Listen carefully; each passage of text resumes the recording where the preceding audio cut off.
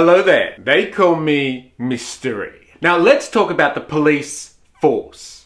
The institution ostensibly there to protect you from the dark underbelly of society. Now deep down we know this is not really true.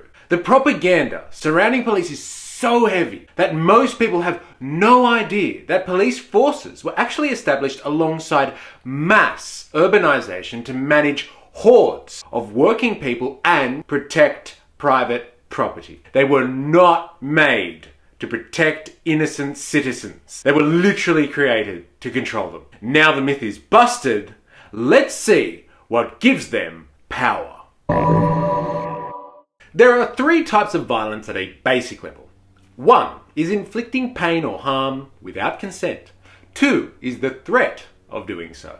Three is damage to person or property that is not authorized. So technically, violence is not violence if it's permitted by some authority.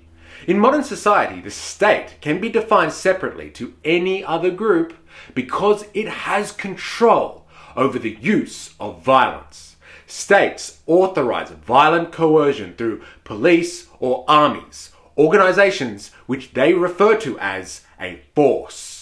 Force is a much nicer sounding term than authorized violence, as it is used in physics and scientific discovery. Think of gravitational force or a force of nature, etc. Now, if you think about the way the term force is applied in the media, it paints a good picture. The police used force to secure the area. The persons were forcibly removed. Police forced them back. Most of the justification for the existence of the police force comes from the idea that police exist primarily to fight crime. However, statistically, only about 15 to 20% of calls to the police are actually crime-related, and only a small percentage of crime is actually discovered by the police themselves. So, if police aren't using force to fight crime like in the movies, then what is it that they're actually doing? If you consider the bulk of their time outside of criminal matters, they are simply there to enforce rules and regulations. They are therefore administrators trained to use and threaten people with physical force. They are bureaucrats with weapons. Now say you jaywalked in front of a cop. This is not a criminal offence. But imagine they told you to stop and you failed to comply with their instructions. They could use force to get you to comply with their orders. Defying an instruction does not make you a criminal, but public defiance of police power cannot be tolerated because police must maintain an image of power. It's all they have in the end, really. Most people are inherently nervous around police, even if they've done nothing wrong.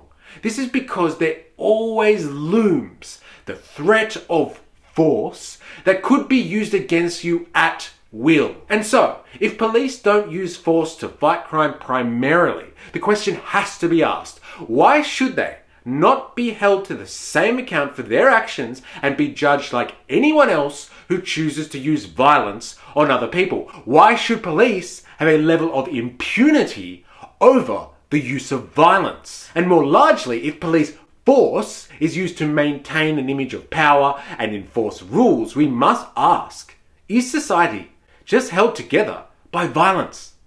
Think about that. Do we only follow road rules and act decently in public because if we don't, the police might beat and arrest us? Is violence holding us all together? Interestingly, before the 1960s in the US, there were literally no cop shows on TV or in the movies. It was all about cowboys. Then, maverick cops and criminal justice system shows started plaguing the airwaves and being broadcast across the globe to indoctrinate us all into understanding that the police give themselves to the cause, self-sacrificing agents that exist so you can sleep safely in your bed at night. It's all a myth, sending you subliminal messages to keep you in line. It's never been about public safety. It is time to reimagine policing and how it should work for people, not the state. Remember, I am, you are, we are. a mystery.